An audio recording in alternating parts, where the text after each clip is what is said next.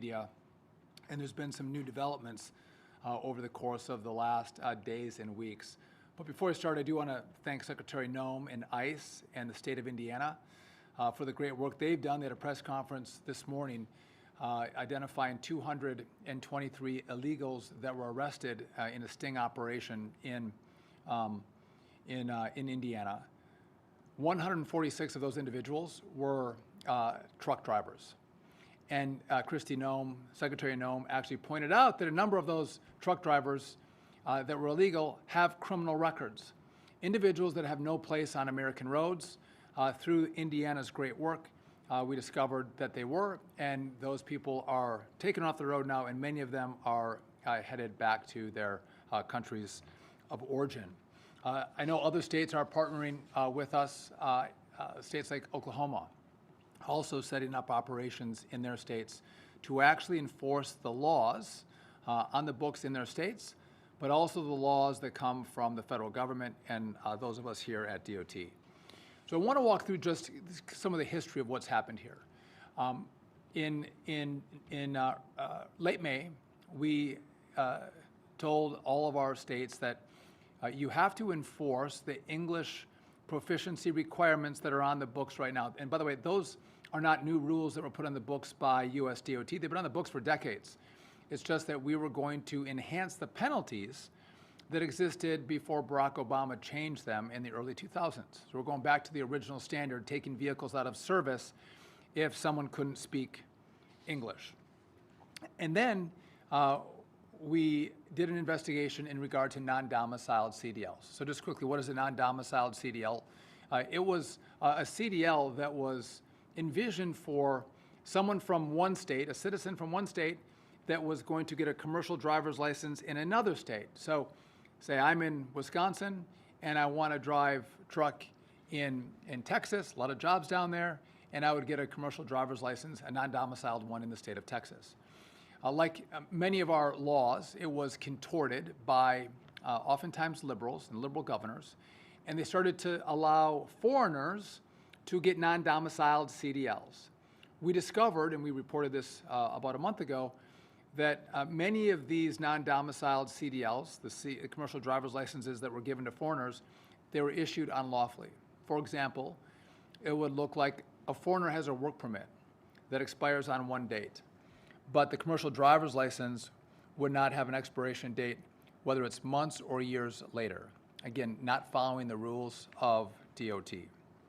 When we discovered that through our investigation, we put a stop to all non-domiciled CDLs across the country. And then we requested that all the states go back and look at all the non-domiciled CDLs that were issued in their states to find out which ones were issued unlawfully. That process is coming to a close. I think a lot of states have tried to comply, but I think we have a number of states that have been less than willing to comply with our requirements. So that brings us to today. We're in a situation where we have now found that many states have issued commercial driver's licenses that are designated as U.S. citizens, but they're issuing those licenses to foreigners or to illegals. So you have an illegal alien, a foreigner, who might have a work permit, but they're getting a commercial driver's license that indicates that they're a U.S. citizen, number one. Number two, we have states that are giving illegal aliens. So they don't have a work permit, they're here illegally, they're giving illegals commercial driver's licenses. So instead of the state finding an illegal in their state, coming in to get a commercial driver's license and actually calling ICE and saying this person should be deported, they're actually giving them a commercial driver's license. So these are individuals that can drive fuel tankers, they can drive school buses, they can drive all of these very dangerous big rigs on our roads, and they are in the country unlawfully. And then finally, what we found is that we have a number of drivers that have no driver's license at all. They're just getting behind the wheel of a big rig, and they are operating, and we're seeing the consequences of that. We're seeing more crashes, more consequences, more death on American roadways. And so the question becomes, what are we going to do, right? How do we actually navigate this from our perspective? Well, Number one, we have a lot of money that flows from this department to our states. And you saw that we pulled $40 million from the state of California because they were refusing to comply with our English proficiency language requirements. We're getting information from state troopers in the state of California that Gavin Newsom has specifically told them, don't comply with this requirement from the Department of Transportation, number one. But number two, in regard to the non-domiciled commercial driver's licenses, we've asked for compliance for those states to, again, go back and look at the licenses to verify that they were issued lawfully. California is less than cooperative, and we're in the process of going through a review, and we have the opportunity to pull $160 million of additional dollars from the state of California. That's about 4% of the money that we send California from DOT. We'll be able to pull another 4% and another 4% if they don't comply. Eventually, we can pull their ability to issue commercial driver's licenses. We will get compliance. They will comply. I think it begs the question also, who is testing these drivers? Who is taking drivers in, seeing if they speak English, and then testing them on basic skills that would allow them to be certified to then go to the DOT to get a license? So these are commercial driver's license schools. And a lot of these students are coming through these schools. They can't speak the language, and many of them are not proficient in the English language. Many of them don't have the skills to operate these big rigs on the roads. But nonetheless, these schools are certifying that they're qualified. Not only that, they don't have documentation that they're citizens. So we are going to go after the CDL mills that are issuing licenses across the country, sending a certification in to our state DOTs saying that you have a qualified individual to drive a big rig and licensed in your state, and the truth is they are not. We are going to take a hard look at those individuals, and there will be serious consequences for them. Also, we are diving into the companies that hire these drivers that may not have a license, that may not have a lawfully issued license, or do not speak the language. Companies will be held to account. And so we are using every tool that we have in our toolbox to make sure states comply. And just if I could make a side note, I don't have a law enforcement. I don't have a massive law enforcement wing like ICE does. And that's why I'm grateful for Secretary Noem's help in not only bringing attention to this matter, but actually using ICE agents to go out and make sure that we have compliance with some of our laws that are on the books from DOT. It's a partnership that you see from government, secretary to secretary, because President Trump has indicated he wants us all to work together. We are not working in silos. We're working as one federal government. And again, Kristi Noem, the Secretary of Homeland Security, has been a great partner in this effort. And so we are going to continue the pressure. We are going to get compliance. And in the end, if it takes money, if it takes pulling states' ability to issue CDLs, we will stop at nothing to make sure that our roads are safe. You've seen the videos. You have a family out for a Sunday drive or a couple driving home on a weekday afternoon, and tragedy hits because we have people on the roads that aren't safe, that aren't qualified, that should never have a driver's license, and lives are lost. And it's our job in this department to make sure that people are safe. They expect us to look out for their safety. And that means that we have to use every tool we have to make sure we get compliance with these rules so Americans can feel safe when they go on the roadways, that they have well-trained, skillful drivers of these big rigs that aren't going to take their or their family member's life. With that, I do want to turn it over to Derek Bars, our FMCSA administrator, for additional comment on this, and then after, we'll be happy to take a few questions from you if you have any. Thank you, Secretary. I also want to just to start off with, I want to thank the Indiana Commercial Vehicle Enforcement Division for their great partnership that we have. Me being a former law enforcement officer for nearly 30 years, doing roadside inspections, I know how important it is, and the work that they do is valuable to commercial vehicle safety. And I also want to thank our other law enforcement partners who are doing this across the country, who are actually assisting us in cracking down on the unsafe and unqualified drivers that we have. I want to touch a little bit about what Indiana has done with some of their inspections, just to highlight the great work that they're doing, and that also highlights the work that our other partners are doing across the country. Over the last 30 days, in Indiana alone, 191 inspections were conducted that resulted with English language proficiency or commercial vehicle driver violations. That's unacceptable.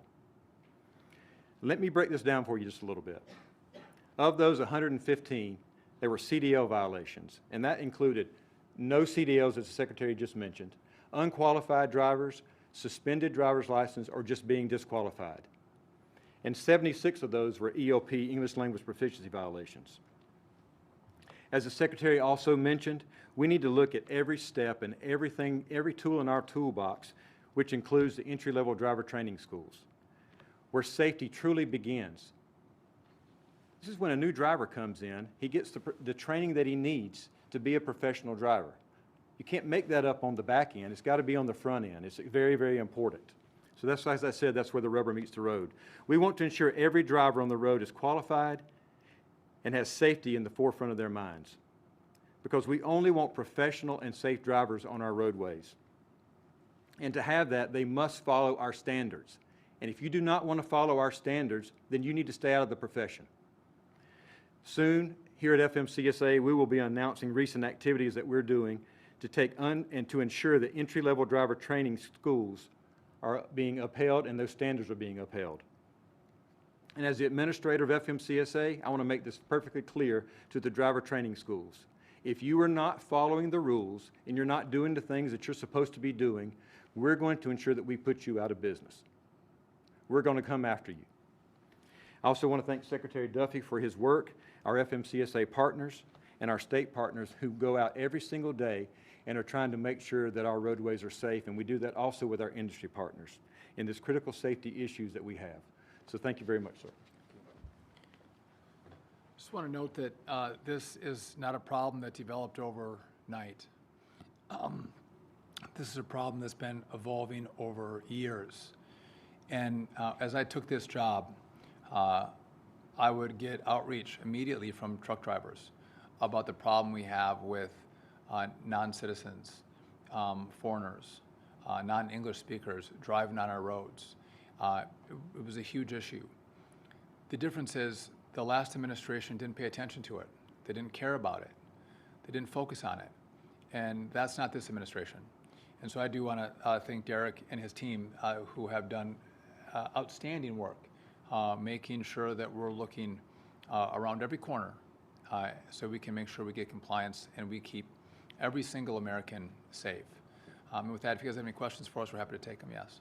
I have a question about the Essential Air Service program. Earlier this month, the department said that it found enough funds to keep the program going or continue to fund the program through November 2nd. That's the Sunday. Does the department know what's going to happen to the program and the program's funding after the Sunday? So I don't have any additional information that we were able to find more resources to keep the program going. It's critical for many, as I come from small town America. It is a lifeline to small town America that they have access to commercial flights. It's specifically important to Alaska, where they don't have a lot of roads. They access their communities via air. And again, we'll look to see if we can find additional resources. I haven't been briefed on it recently, but there's an easy answer to this, an easy solution. Open up the government, fund the government. It's a clean CR, and then sit down and negotiate the differences that you have. So this is in the hands of Senate Democrats. Are they going to be driven by their left-wing base, or are they going to be driven by common sense? Common sense solutions, common sense negotiations, but not a negotiation that happens by way of holding one side hostage to just get your way. And I had a follow-up question about air traffic control overall. The FAA had said they expected to name an integrator by the end of the month. Is that looking likely at this point? When could an integrator? So I'm meeting with the teams on Monday. We're well into the process of interviewing integrators, And in short order, we hope to have the integrator selected so we can move even faster in our modernization of the airspace. I would just note that we had $12.5 billion from the Big Beautiful Bill. I'm grateful for the Congress for sending that to us. I would note that we need about another $19, $20 billion to complete the project. So I do hope as Congress gets back in session and they start to think about what are the priorities of the country, they'll keep in mind that we only got partial funding and we need additional funding to complete the job. Yes? How close would you say we are to closing down the airspace? Like today or at Orlando, there's an average delay of more than 4 hours due to just staffing, and we've seen that all across during the shutdown. So that's a great question. What's going to happen in the future? It actually is, some days are worse than others. The weekdays can be a little bit lighter. Weekends are a little tougher, more travel on the weekends. Scott Kirby from United made this point in the meeting today with the Vice President.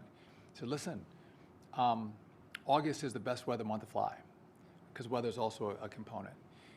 And traffic is a little less in October than in other months. And so we have a benefit of those two things right now, but we're still seeing delays and some cancellations. And we're going to take it day by day, but I'll tell you this, I've spent a lot of time with controllers, and there is great frustration that they're not being paid. And these are, the orchestra that they conduct with airplanes, the dance they do in the sky, these are remarkably talented people. And they want to be treated by their federal government based on the skill that they drive into our airspace. And so, I think as each day goes beyond that last paycheck that didn't come, the stress gets bigger. And that happens because all of us know, every day we have expenses. Gas in the car, food on the table, a gas bill comes in, or an electric bill comes in, or a TV bill comes in. Probably by now you've already canceled Netflix or some other streaming service. They're already cutting back. But then their child comes home and says, I want to play basketball this winter, and it's going to cost $200. And the controller has to say to their child, by the way, they make a good income, we can't afford it. Maybe later, maybe you can pay later and you can get on the team. Not only that, our controllers in our bigger facilities can make some good money. But we have controllers who are out of the academy that are being trained up. They don't make a lot. They might have a young family. They may only have one income. The pressure on them is very real. And as I'm trying to expand the number of controllers that we have in our airspace, you guys know we're about 2,000, 3,000 air traffic controllers short. We're trying to bring more young people into the academy and through the academy, which, by the way, this year we're already up 20% more than they were in the previous year. So what we're doing is working. I've offered controllers who are at the age of retirement, I've offered to pay them 20% of their salary up front as a bonus to stay on for a year. I'm doing everything I can. This makes it way harder for me to get new controllers to come in and to keep the controllers that I do have working in the airspace. And long after you all forget about the shutdown, I'm going to deal with the consequences of the shutdown as I'm trying to build up controllers in the airspace. And I appreciate the question because I can't predict the future, but I can say that if it doesn't end soon, day by day, I think it's going to get worse. More delays, more cities, and 4 hours might look like a walk in the park versus what's going to come if Democrats don't open the government. Yeah. Thank you very much, Mr. Secretary. One of the reasons that so many non-citizens are driving big rigs on American roads is because, as truck driving companies report, there's a shortage of people who are wanting to take these jobs. They're very long-haul jobs, very intense. They involve long hours. Sometimes the pay may not be as competitive. So given that shortfall of American workers to take those jobs, what is the Trump administration doing to skill up those workers to create that domestic labor supply? And if you start enforcing these rules strictly, are you concerned that the absence of non-citizens is going to lead to shortages in truck driving that will then affect supply chains, transportation networks, etc.? I think it's a fantastic question. And I think you have different data than I have. There's a lot of Americans who want to get behind the wheel of a big rig. These are and have been really great paying jobs. But when you will bring someone in who doesn't have a driver's license, they'll drive that truck for a much lower rate. Or someone who unlawfully got their license, they'll drive that rig for a much lower rate. And so what's happened in the industry is they've driven the prices down. And a lot of companies that have been around for a very long time are now starting to go out of business. So I do not buy the idea that there's not enough American truck drivers. To the contrary, there are enough American truck drivers to meet the demands that we have in this country. This was concocted in a way to allow people to come into our country, to get licenses, commercial driver's licenses unlawfully, and then get behind the wheel. And I don't think that that's the appropriate approach. We have a long history of great American truck drivers who, by the way, they're almost like our air traffic controllers or our pilots. They take their jobs very seriously. What they do on American roads, they think is of utmost importance because it's not just their lives, it's the lives of the people around them on our highways and freeways that they're concerned about every single day. Great professionals. And so I think you'll see American truck drivers fill the space when we do what's right and take out these unlawful drivers. And just a side note, never should we compromise safety. Never should we say we should put an unqualified driver in a big rig, in an 18-wheeler, and set them loose on our roads and think that that's a great solution. You've seen the videos. People die when we do that. That is not the answer. It is to, if you need more drivers, make the case. Tell people how great the industry is, how much you can make in a year by driving a truck. And it will be met with, I think, a number of applicants if we need those new truck drivers to come in. So I feel very confident that if we're able to take out the unlawful, untrained, non-English speaking drivers, we will not have an issue on our roadways. We will not have issues with our deliveries. Our products will move, but they'll move safer because we have better drivers who are driving those big rigs, who have legal licenses and can actually speak the English language. With that, thank you guys very much. I appreciate it.